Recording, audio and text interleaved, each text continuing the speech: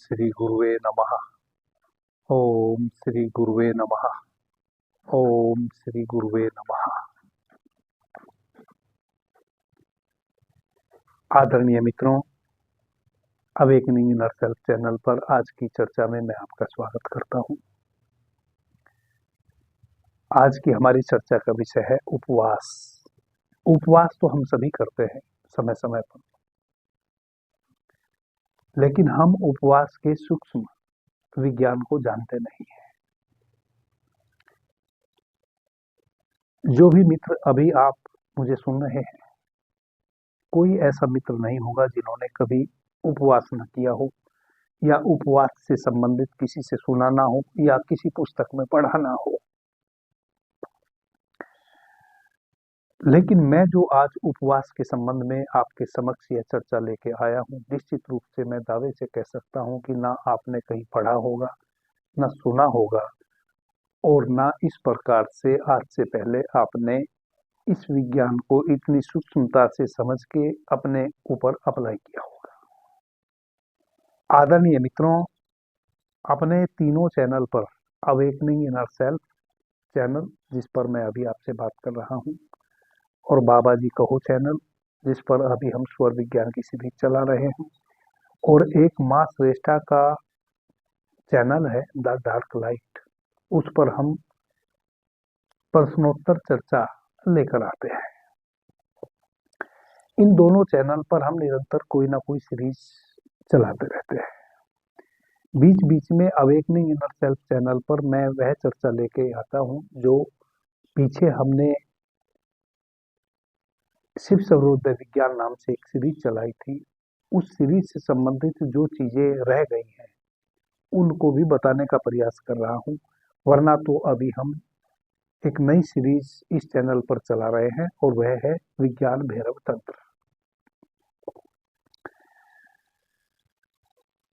जितनी भी चर्चाएं मैं कर रहा हूं आपके समक्ष,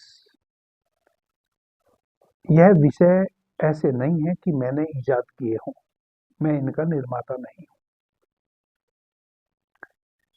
मैं आपके समक्ष लगभग उन विषयों को लेकर आने का प्रयास करता हूं जिन विषयों से मैं किसी रूप में जुड़ा हूं या मेरा थोड़ा बहुत उन विषयों से संबंधित अनुभव है। मैं यह नहीं कह रहा हूं कि मैं बहुत अनुभवी हूं, मैं भी विद्यार्थी हूं। जो भी थोड़े से जिस विषय पर मेरे अनुभव है, कोई भी विषय हो, मैं आपके समक्ष लेकर आता हूं। बाकी ऐसा कोई विषय नहीं है जो पहले से आपको ज्ञात ना हो, या जिस विषय पर दूसरे लोग चर्चा ना कर रहे हों, या आपने किसी न किसी रूप में उस विषय को कभी जाना ना हो।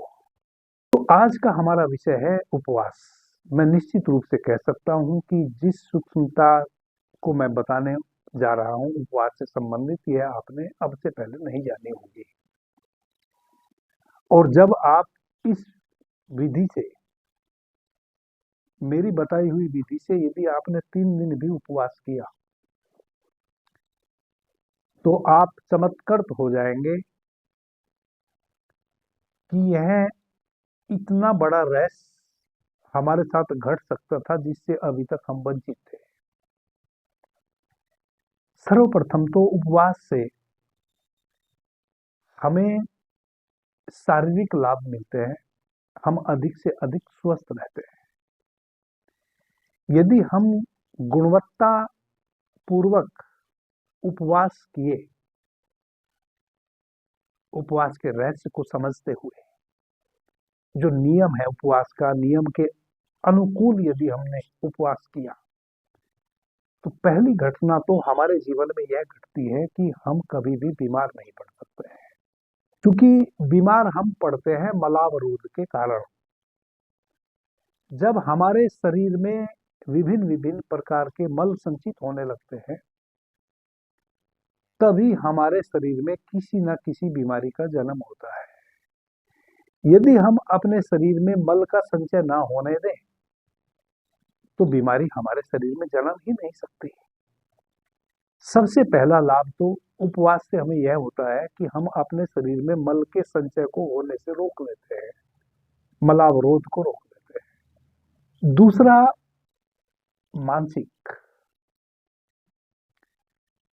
हमारा जो मन है यह भी कई प्रकार के मल को निर्मित करता रहता है विचार के रूप में। जब हम गुणवत्ता पूर्वक उपवास करते हैं तो हमारा मन अधिक से अधिक शांत रहने लगता है।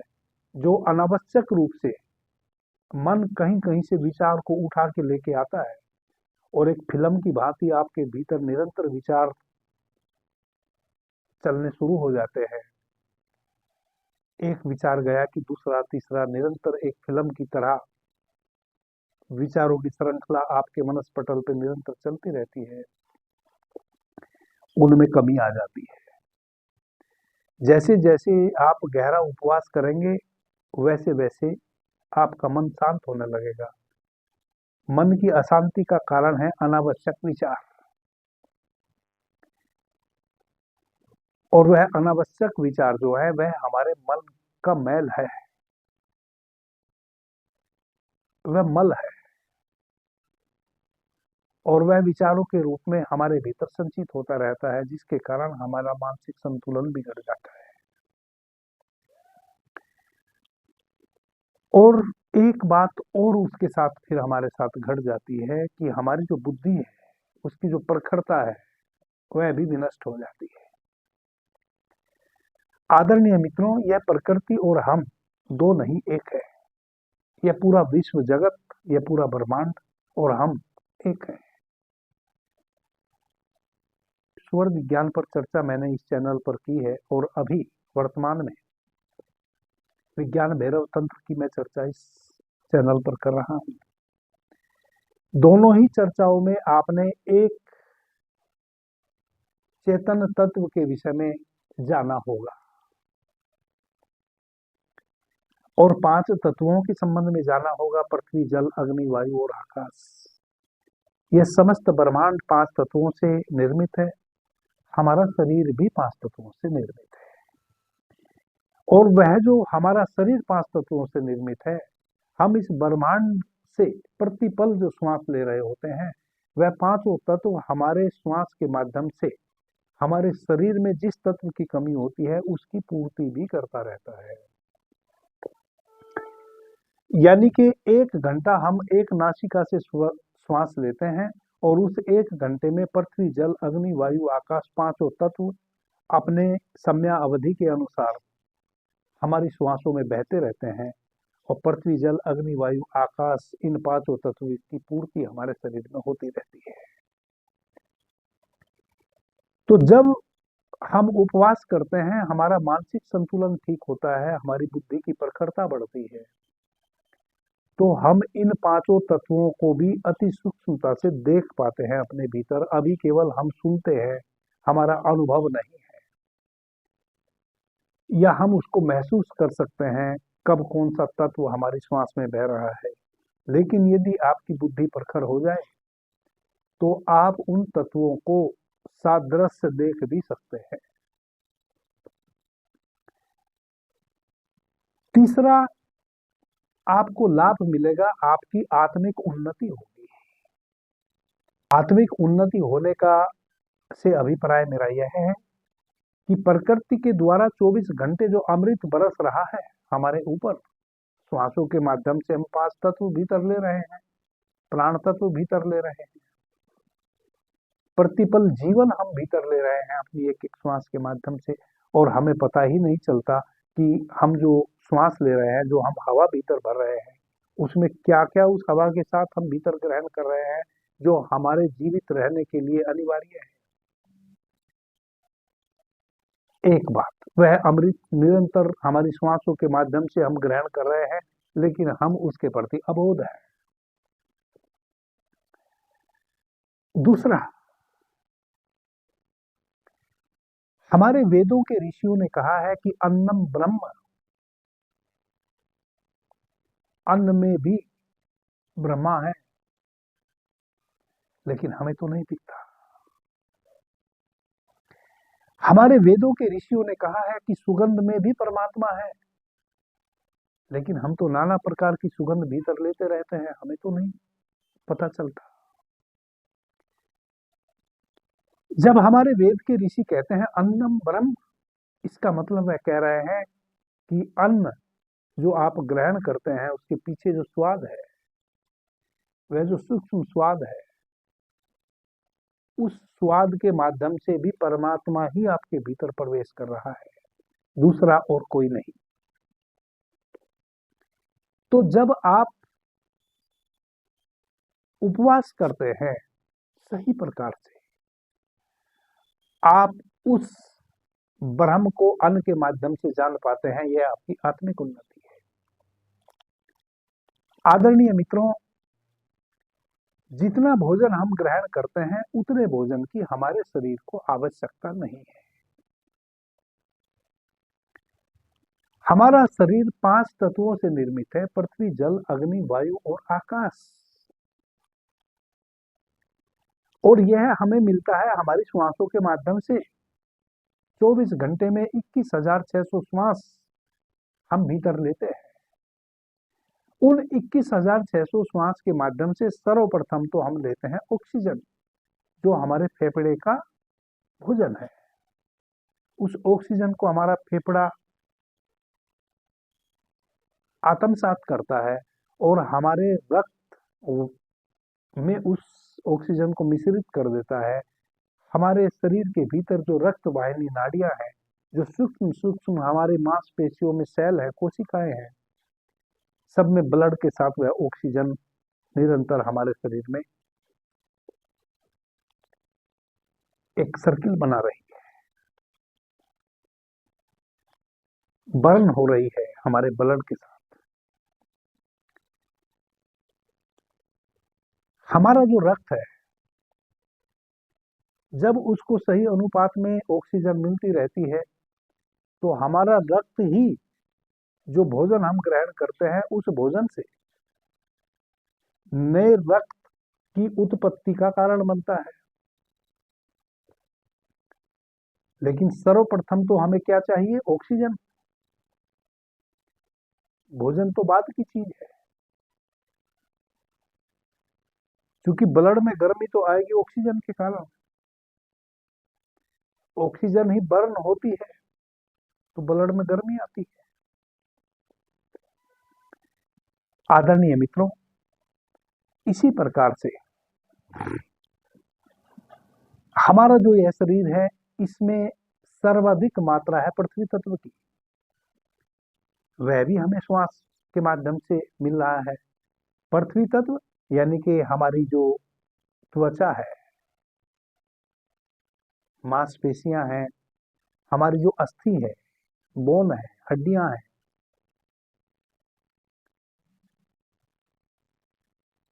जो हमारी मांसपेशियां हैं, यह सब पृथ्वी तत्व से निर्मित हो रही है। हमारी आंखों के पीछे से जो हम आंखों के झरोके से पीछे से जो हम देख रहे हैं, उसके लिए हमें अग्नि की जरूरत है। वह हमें अग्नि तत्व से प्राप्त हो रही है, जो हमारी श्वासों के माध्यम से हम अग्नि तत्व लेते हैं। करीब 12 मिनट, 1 घंटे में करीब 12 मिनट अग्नि तत्व हमारी श्वासों में बहता है, और करीब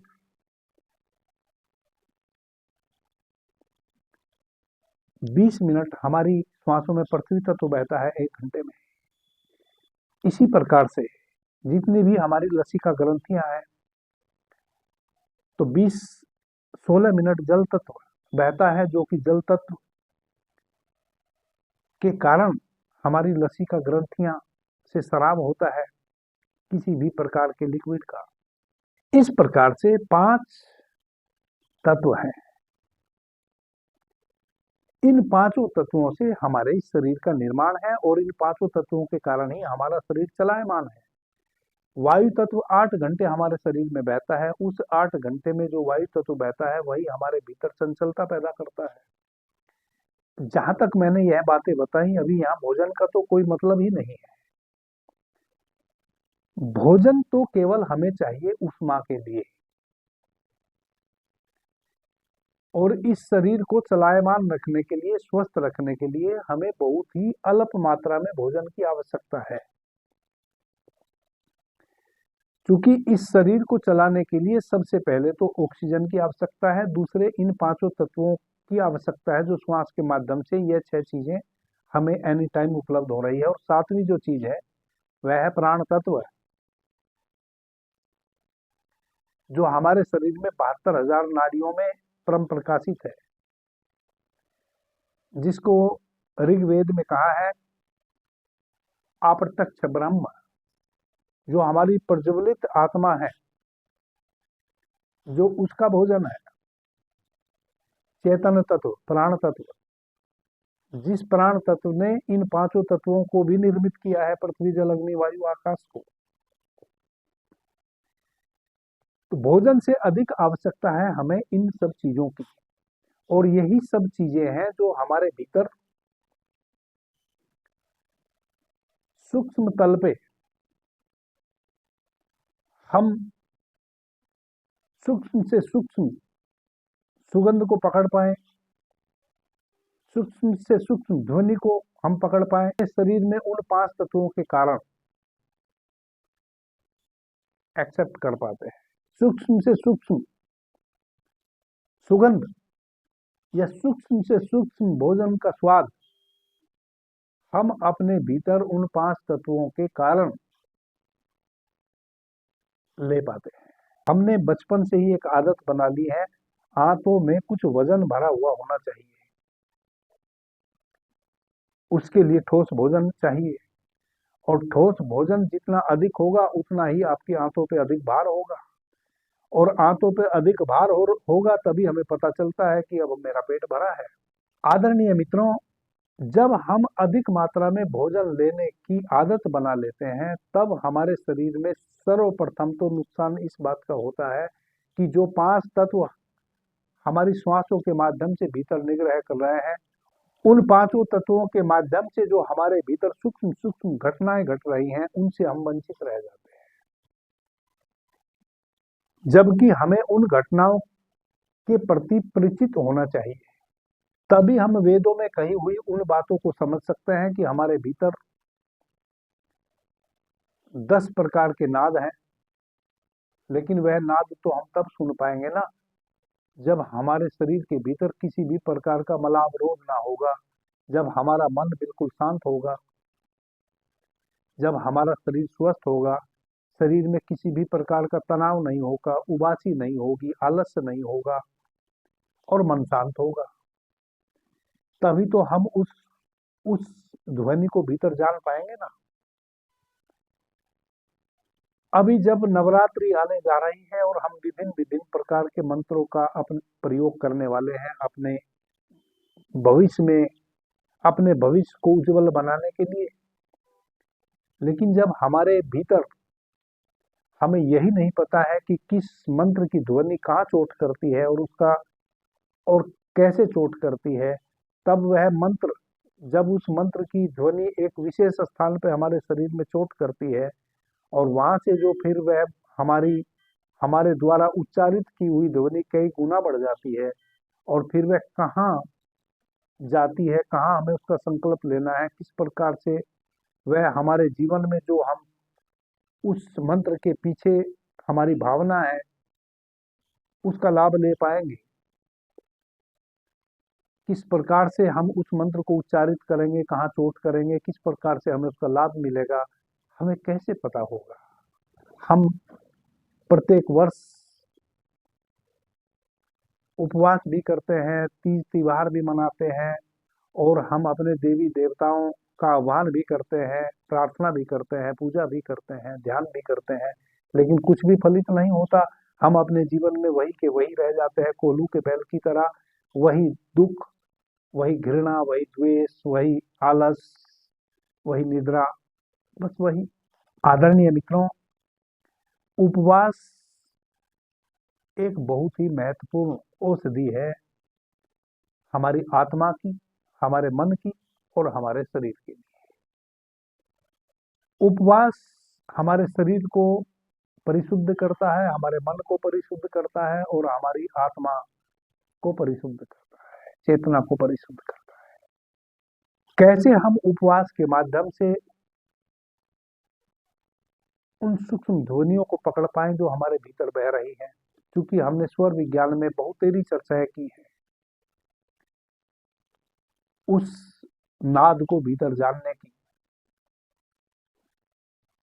लेकिन कोई मित्र जान नहीं पाते, वह नाद भी केवल मानसिक बन के रह जा रहा है।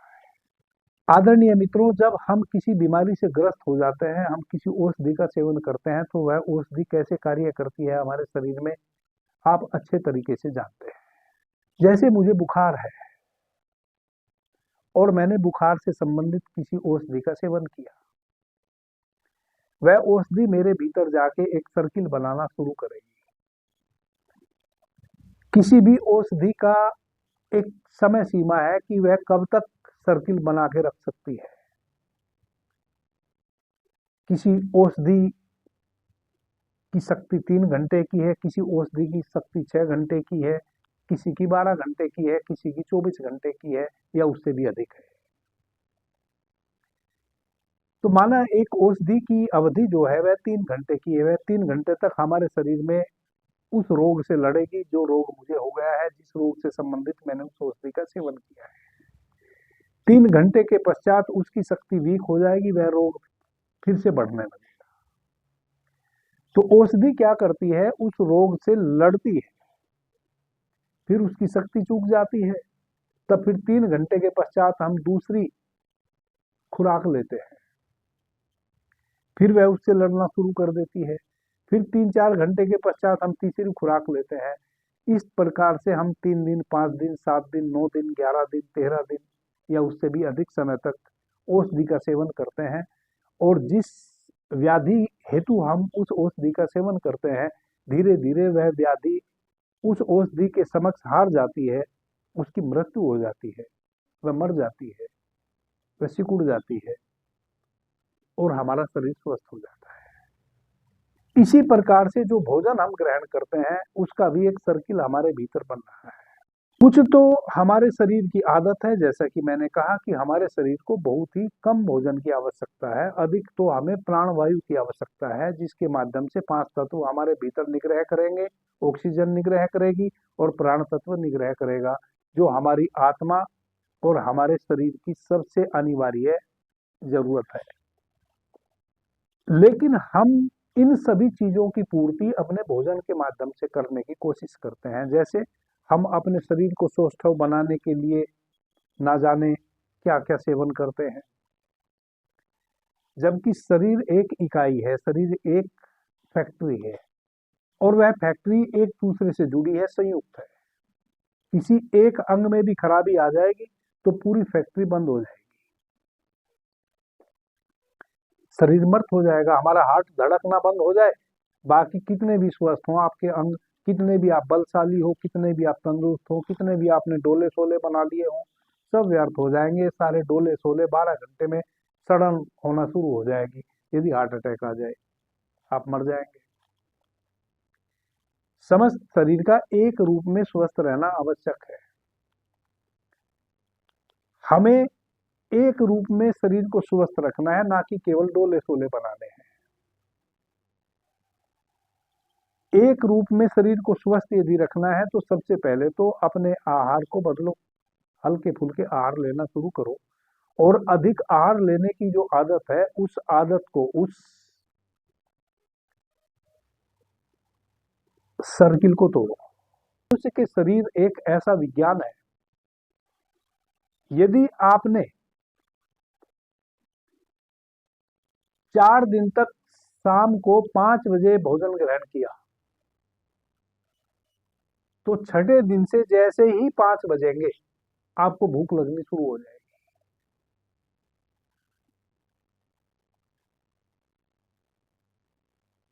आप जितने टाइम का भी भोजन लेने का अपना समय निर्धारित करेंगे, उतने टाइम में आपको भूख लगने लगेगी। अपने शरीर की किसी भी प्रकार की स्थिति को आप बदल लीजिए। यदि आप प्रतिदिन एक कुर्सी को सही 3 बजे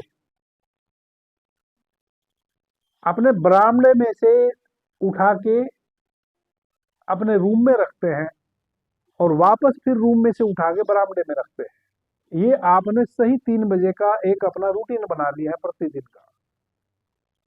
और यदि सप्ताह 10 दिन आपको इस रूटीन को फॉलो करते हुए हो गए हैं और 11वें दिन यदि आप कहीं ऐसे स्थान पे चले जाएं, अपने घर से बाहर किसी मित्र के यहाँ चले जाएं या किसी रिश्तेदार के यहाँ चले जाएं या किसी दूसरे शहर चले जाएं, दूसरे परिवेश में चले जाएं, तो जैसे ही 3 बजेंगे आपको कुछ छूटा छूटा सा महसूस होगा। कुर्सी बाहर रखना और भीतर रखना, इसका आपके शरीर से, मन से, किसी भी चीज से कोई लेना देना होना नहीं चाहिए, लेकिन आपको लगेगा कि कुछ बड़ा छूट गया मेरा। जिस प्रकार से, चूंकि उस कुर्सी को बाहर रखना और फिर भीतर रखना और एक निश्चित समयावधि पे रखना, यह आपकी आदत बन चुका है। यह आपके शरीर की, मन की आवश्यकता नहीं है, केवल आपकी आदत है। इसी प्रकार से हमारे शरीर को किसी भी चीज की आदत पड़ जाती है। अधिक भोजन करना भी हमारी आदत बन गई है और ये आदत हमारी माँ ने हमें डाली है बचपन से ही।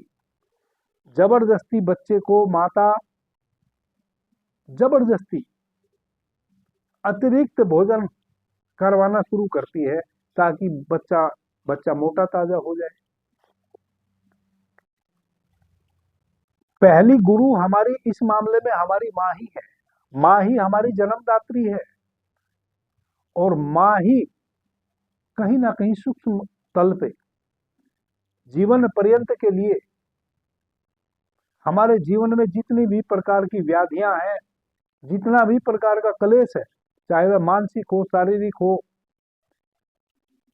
और जो परमात्मा से हम दूर हो गए हैं, सूक्ष्म भेदों को प्रकृति के हम पकड़ना बंद कर दिए हैं, जो 24 घंटे अमृत वर्षा हो रही है, उन सब के पीछे भी हमारी माँ ही है कि हम उन सब चीजों से वंचित रह रहे हैं। और ऐसा नहीं है कि माँ को हमसे कोई दुश्मनी है, वह इस कारण से ऐसा कर रही है। मजे की बात यह है कि इन सब चीजों से वंचित हम अपनी माँ के कारण हो जा रहे हैं, और माँ जो है वह हमें सुखी देखना चाहती है, जल्दी जवान होते देखना चाहती है, जल्दी हम स्वस्थ रहें वैसा चाहती है, इस कारण से वैसा कर रही है, लेकिन अज्ञानतावश कर रही है। माँ को पता ही नहीं कि मोटा होना आवश्यक नहीं है, स्वस्थ होना आवश्यक है। और वहीं से हमारे, जैसा कि मैंने कहा इस चर्चा में, कि हमें आदत पड़ गई है हमारी आंतों में एक विशेष वजन रखने की। वह वजन अगर हमारी आंतों में नहीं है तो हमें लगता है मैं भूखा हूं। भूखा आप है वह अनिवार्य नहीं। एक व्यक्ति 3 माह तक बिना खाए जिंदा रह सकता है, 90 दिन तक। इतना हमारे शरीर में हमने चर्बी इकट्ठी कर रखी है प्रत्येक व्यक्ति ने, क्योंकि हमारे जीने के लिए सबसे अधिक तो हमें प्राणवायु की आवश्यकता है। जैसे ही आप भोजन की मात्रा को कम कर देते हैं, तैसे ही प्राणवायु आप अधिक लेने लगते हैं और आपका शरीर जीवित 3 महीने तक रहता है। कम से कम 41 दिन और अधिक से अधिक 90 दिन तक मनुष्य का शरीर बिना भोजन के जीवित रह सकता है। यदि किसी ने बहुत घनी चर्बी इकट्ठी कर ली है तो वह 90 दिन जीवित रह सकता है। कम चर्बी वाला व्यक्ति है तो 41 दिन तक तो जीवित वह रह ही लेता है बिना भोजन के। हमारी आदत है भोजन अधिक ग्रहण करने की, जरूरत नहीं है, हम इस बात को समझ लें। हमें उस सर्किल को तोड़ना है। उपवास का मतलब क्या हुआ? उपवास का मतलब है कि जो भी हमने गलत सर्किल बना लिए हैं अपने भीतर, गलत आदतें बना ली है, हमें उन गलत आदतों को तोड़ना है। और जैसे ही आप उन गलत आदतों को तोड़ेंगे, आप आश्चर्यचकित होंगे, और 3 दिन मेरे कहे अनुसार आप प्रयोग करके देखें, आप इतने आश्चर्यचकित होंगे जिसकी कुछ नहीं। आप पाएंगे कि अरे परमात्मा की कृपा इतनी बरस रही है 24 घंटे और मैं वंचित था। आपको केवल वह सर्किल तोड़ना है उपवास के माध्यम से। कैसे? सबसे पहले तो जिस दिन आपने उपवास करना हो उसकी तैयारी एक दिन पहले से आप करना शुरू कर दें, बल्कि मैं तो कहूंगा कि 2 दिन पहले आप उपवास की तैयारी करना शुरू कर दें। हम उपवास के गणित को समझ जाए, हमें 2 दिन पहले तैयारी करनी शुरू करनी पड़ी होगी, क्योंकि आप जिस दिन उपवास करेंगे उस दिन कुछ भी आपने नहीं खाना है। मुस्लिम भाइयों के रोजे होते हैं संध्या सूर्यास्त से लेकर और सुबह 4 बजे रात्रि तक, भोर तक। मुसलमान भाई जो रोजे रखते हैं वह खूब खाते हैं पूरी रात और दिन भर फिर कुछ नहीं खाते हैं। 4-5 बजे तक तो आपने खूब भोजन ग्रहण किया, कल संध्या से लेके और आज भोर तक आपने खूब पेट भर के खाया और पूरा दिन फिर संध्या तक, अगले दिन संध्या तक, सुबह सूर्योदय से लेकर और सूर्यास्त तक फिर आपने कुछ भी ना खाया। यह कैसा उपवास हुआ? पेट में तो आपके भोजन भरपूर मात्रा में पड़ा हुआ है, आपके शरीर की जो मशीन है वह तो उसको पचाने में लगी ही हुई है। नहीं, इसको उपवास नहीं कहते। मुस्लिम भाई बहनों का कुछ अपना मेथड होता होगा, क्योंकि मुझे उस संबंध में कोई भी इल्म नहीं है, लेकिन उनका रोजा वैसा ही होता है कि वह संध्या में, मेरे बहुत सारे मित्र हैं बताते हैं कि सही संध्या में वह अपना रोजा खोल लेते हैं और फिर सुबह 4-5 बजे भोर तक कुछ ना कुछ खाते पीते रहते हैं, पूरा दिन फिर कुछ भी नहीं खाते हैं, लेकिन उपवासी है नहीं हुआ। उपवास का मतलब है कि हमने यदि कल से उपवास रखना है, यदि हमने 3 तारीख से उपवास रखना है तो हमें 1 तारीख से ही उस प्रक्रिया से गुजरना है। वह प्रक्रिया क्या है? 3 तारीख में हमने ठान लिया कि 3 तारीख से हम 3 दिन का 6 तारीख तक उपवास करेंगे, तो 1 तारीख में हम हल्का भोजन ग्रहण करेंगे ताकि हमारे शरीर पे कोई भार ना हो और हमें एनर्जी पूरी मिले। जैसे घी खिचड़ी का सेवन हम करेंगे, मूंग की दाल के साथ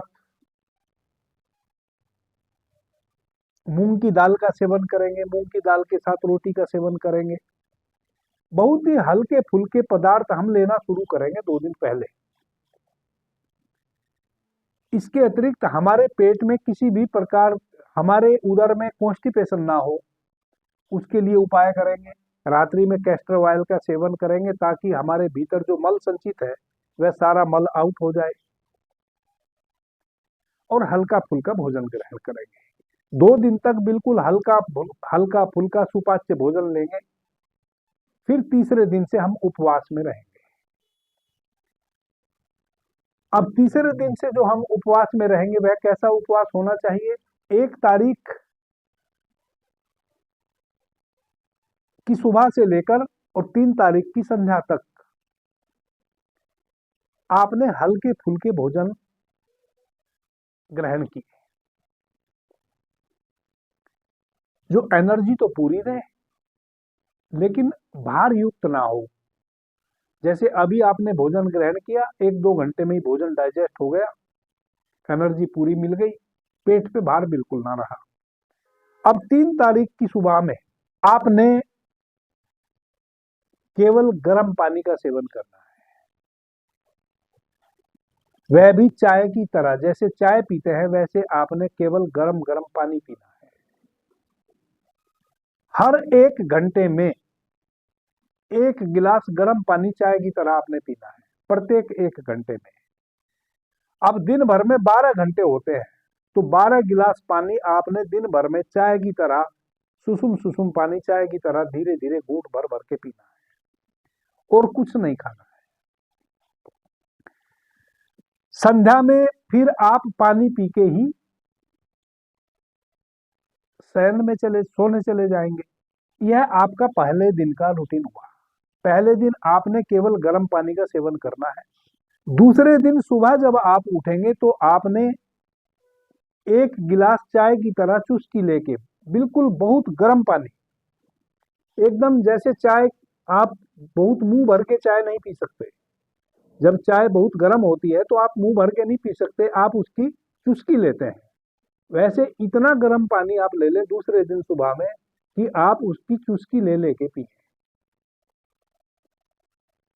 उसके 1 घंटे के पश्चात आप एक नारियल पानी का सेवन करें।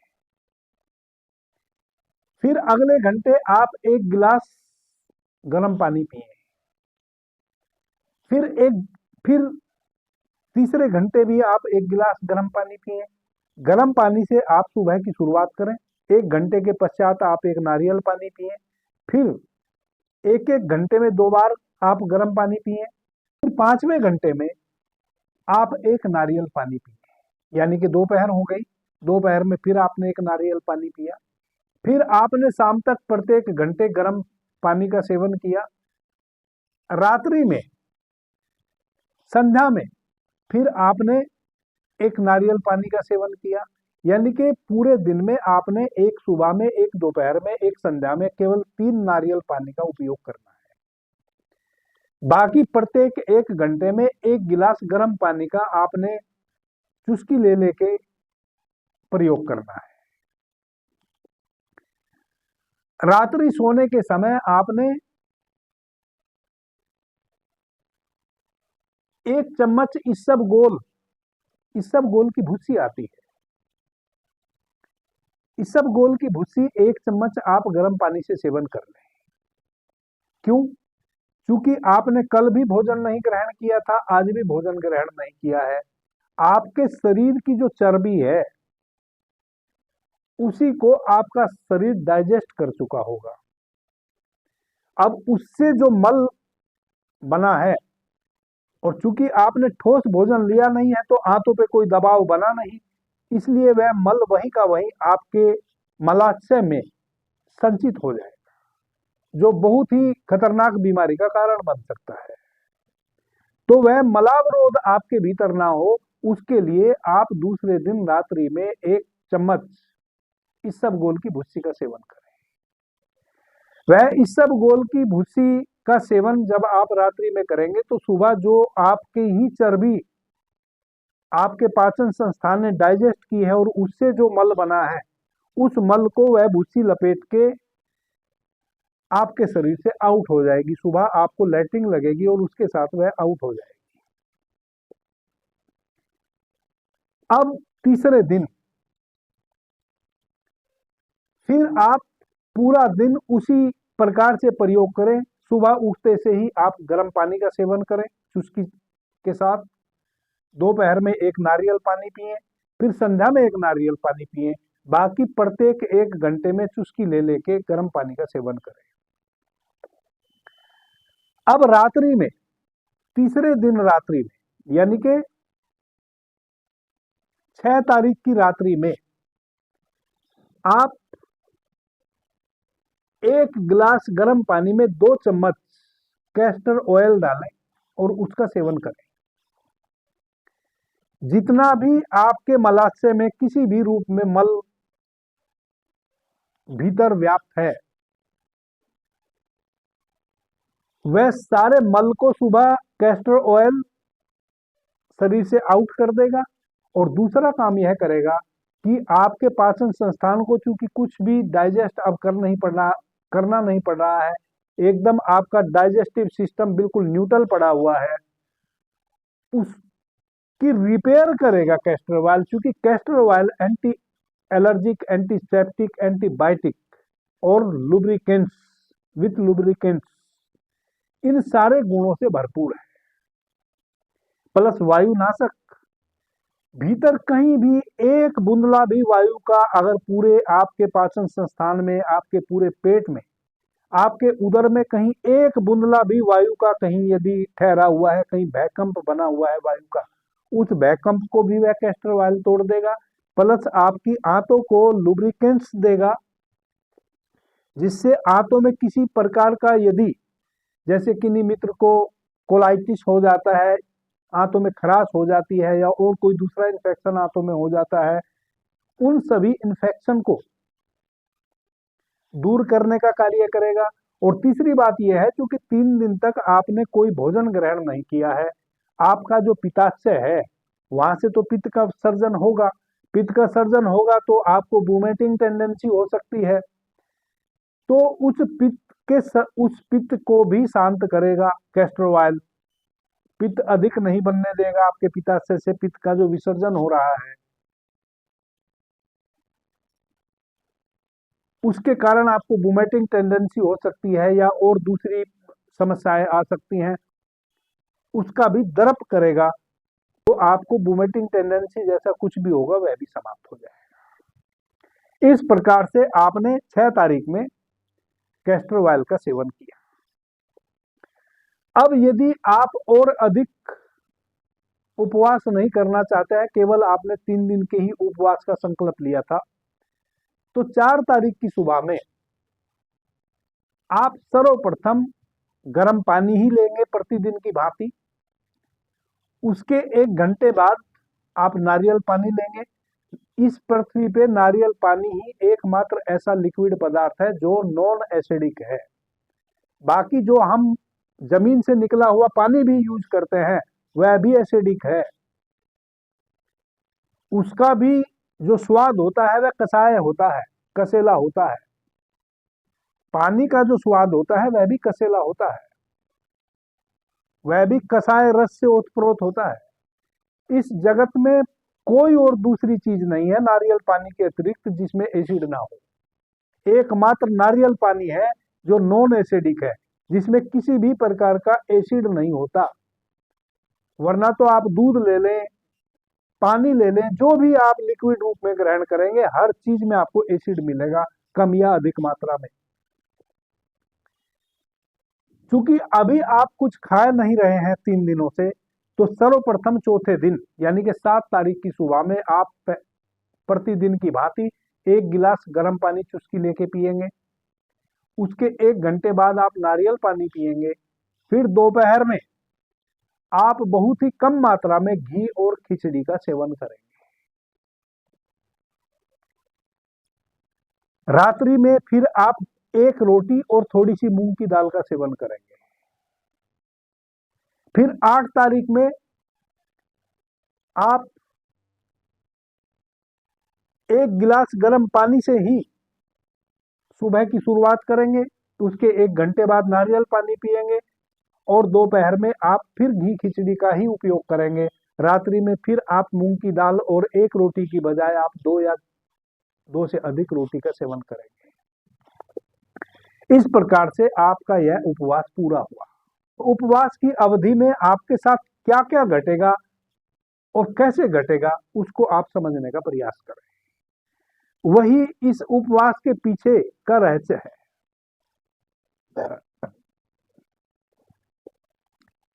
जैसे ही आपका शरीर भोजन के भार से मुक्त होगा, जो भोजन की आदत आपको पड़ी हुई थी, इससे पहले तो आपको पता चलेगा इन 3 दिन के उपवास में कि भोजन ग्रहण करना आपकी आदत थी।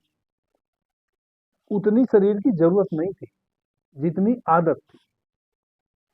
क्योंकि जब आप इस प्रकार से उपवास करेंगे तो आप पाएंगे कि आप और अधिक चंचल और स्वस्थ महसूस कर रहे हैं स्वयं को। वह जो एक आलस जैसा आपको घेरे रहता था, वह आलस की जो एक चारों तरफ दीवार बन गई थी आपके, वह आलस आपका समाप्त हो गया है। शरीर में जो एक भार था, भारीपन था, उस भारीपन में कमी आई है। पृथ्वी का ग्रेविटेशन आपके ऊपर कुछ कम हुआ है। आप ज्यादा कागज की तरह हल्के फुल्के, फूल की तरह हल्के फुल्के हो गए हैं। जैसे ही आपने 3 दिनों तक भोजन का त्याग किया और जितना भी जो आपने भोजन ग्रहण कर रखा था वह मल के रूप में पूरा आपके शरीर से विसर्जित हो गया, पुराने भोजन का कोई मल ना बचा।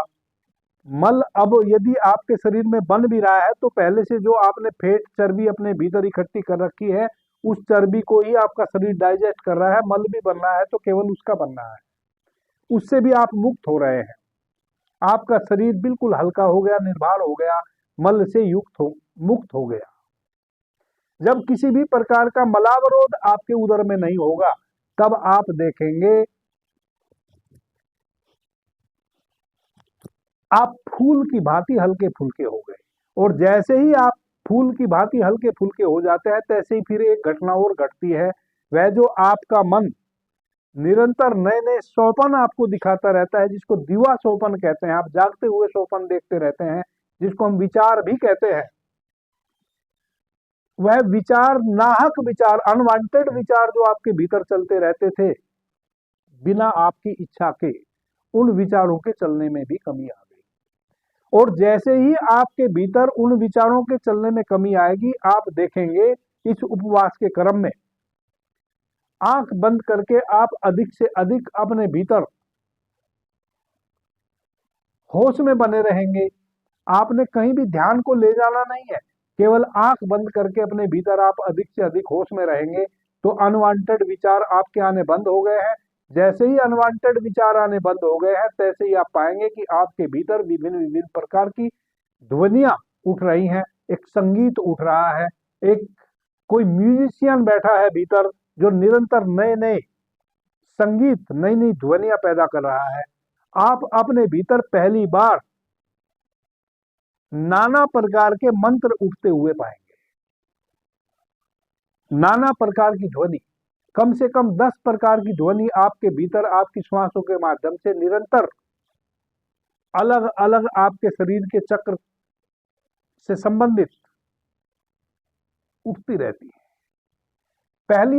पहली बार आप पाएंगे कि आपके भीतर कोई संगीतकार बैठा है जो नए नए म्यूजिक तैयार कर रहा है, जो निरंतर नई नई ध्वनियों का आविष्कार कर रहा है। आपका उन ध्वनियों में प्रवेश होएगा, और जैसे ही आपका उन सूक्ष्म ध्वनियों में प्रवेश होएगा, पहली बार आप स्वयं से जुड़े ऐसा आप फील करेंगे कि आपके भीतर इतनी महानतम ध्वनियां उठ रही थी और आप इनके प्रति सोए पड़े थे। आपको इन ध्वनियों का आभास ही नहीं था, आप बाहर की ध्वनियों में खोए हुए थे। आपके भीतर इतनी मधुर ध्वनि उठ रही है कि इस ध्वनि के समक्ष बाहर की जितनी भी ध्वनियां हैं, कोई बड़े से बड़ा संगीतकार भी यदि किसी यंत्र से ध्वनि उत्पन्न करता है, वह बिल्कुल फीकी है। इतनी मधुर और गहन और सूक्ष्म ध्वनि आपके भीतर निरंतर उठ रही है। पहली बार आपको अपने भीतर उस संगीत के दर्शन होंगे, और किस किस प्रकार का संगीत भीतर बज रहा है, आपको अनेकों प्रकार की ध्वनियां सुनाई देंगी। वह मैं आगे की चर्चा में बताऊंगा कि किस ध्वनि का क्या महत्व है, किस ध्वनि पे आप ठहर जाएंगे तो आपके जीवन में क्या बदलाव आ जाएगा, आप उसका क्या लाभ कमा लेंगे। यह मैं एक अलग से वीडियो बनाऊंगा कि कौन से नाद पे हम ध्यान देवें भीतर, तो हमारे जीवन में उसका क्या लाभ और हानि हमें मिलता है। दूसरा, जब आप इस प्रकार से 2 दिन 3 दिन का उपवास कर लेते हैं, एक घटना और बहुत महत्वपूर्ण घटेगी। वह क्या घटेगी और वह अभी भी आप जानते हैं, लेकिन अब वह बड़ी सूक्ष्मता में घटेगी। वह घटना यह घटेगी कि आपको अपने घर में रहते हुए 1 किलोमीटर की रेंज में किसी के घर में क्या बन रहा है उसकी सुगंध पकड़ने लगेगी। आप अपने घर बैठे बैठे बता देंगे कि वो किसी के यहाँ पराठे बन रहे हैं, किसी के यहाँ हलवा बन रहा है, अरे किसी के यहाँ खोआ तैयार किया जा रहा है दूध से, किसी के यहाँ पालक की सब्जी बनी है, किसी के यहाँ फूल गोभी बनी है। आपको पहली बार आपकी घ्राणेन्द्रिय से सूक्ष्म सुगंध को पकड़ने की क्षमता प्राप्त होगी, और यह अभी भी आपके समक्ष होता है। जब आप अधिक भूखे होते हैं तब आपको भोजन की सुगंध आनी शुरू हो जाती है, लेकिन वह आपका मन क्रिएट करता है। आपका मन कहता है कि तुम भूखे हो, देखो कोई तो हलवा खा रहा है, सुगंध नहीं आ रही है क्या। लेकिन यह वास्तविक होगी जब आप इस प्रकार से फास्टिंग में होंगे, तब आप देखेंगे कि दूर कहीं हलवा बन रहा है किसी के यहाँ, उसकी सुगंध आपको पकड़ लेगी। जिन जिन चीजों से आप परिचित हैं और वह यदि कहीं तैयार हो, या जिन सुगंध को आप जानते हैं, वह सुगंध तो आपको पकड़ेगी ही। जिन सुगंध से कभी आपका कोई वास्ता नहीं रहा, आपको वह सुगंध भी पकड़ेगी। प्रत्येक मनुष्य की एक सुगंध होती है। आप जिस पत्नी के सबसे अधिक निकट रहते हैं, उसके शरीर की एक स्मेल है, एक सुगंध है। जब आप इस प्रकार से फास्टिंग करेंगे और आपकी आंख पे पट्टी बांध दी जाए और 10 स्त्रियों को आपके सामने से गुजार दिया जाए, आप उन 10 स्त्रियों में एक आपकी मदर हो, एक आपकी पत्नी हो, जिनके आप हमेशा ज्यादा निकट रहे हैं,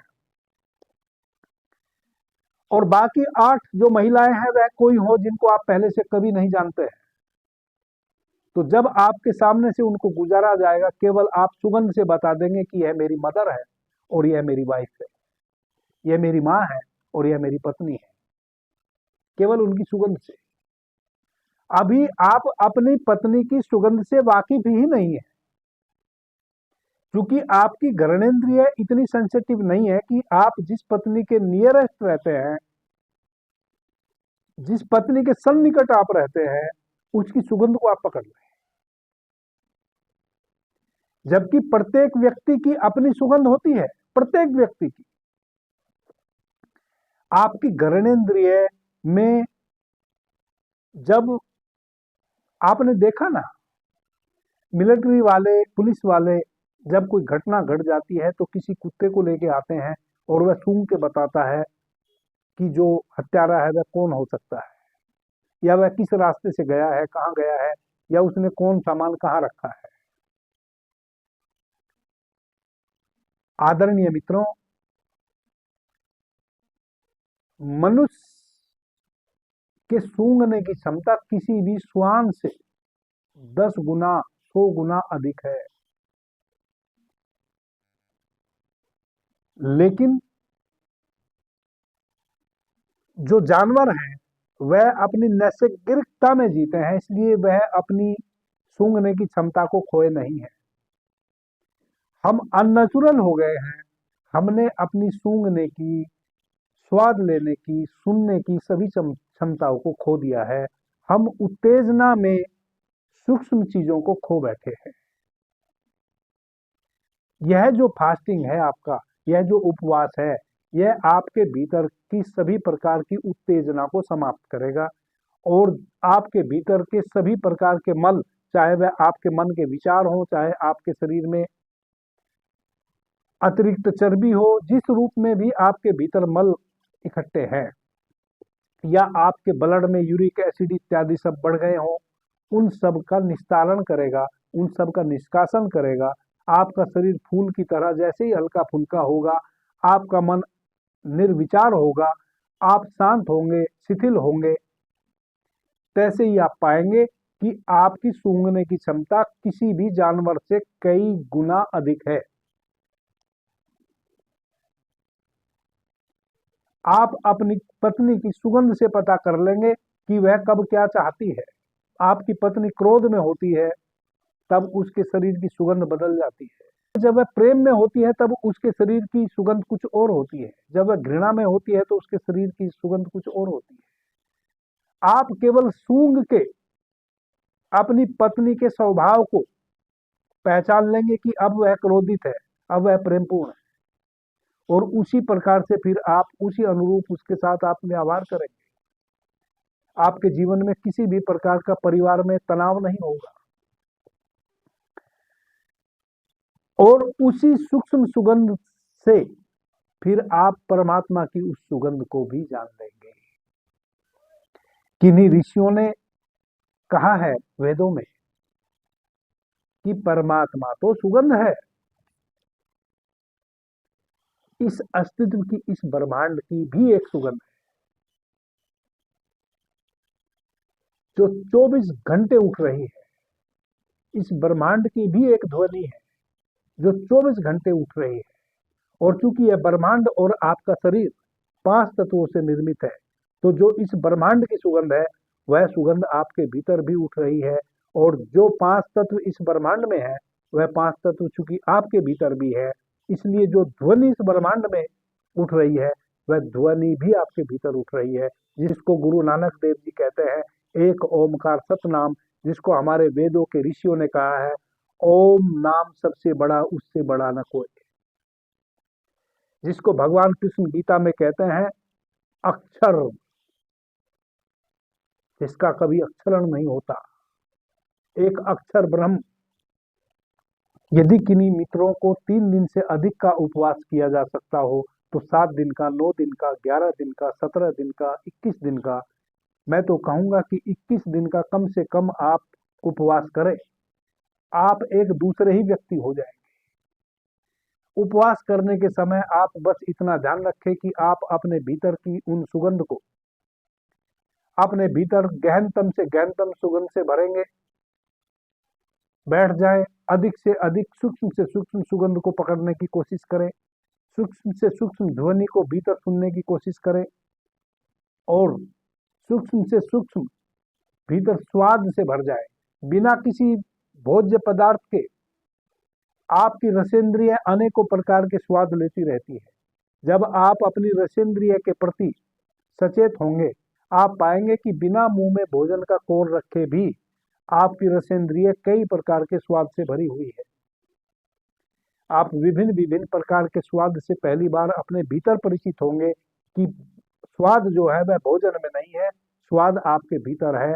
आप जब जिस भाव में होते हैं उस वैसा ही स्वाद आपको भोजन में भी आना शुरू हो जाता है।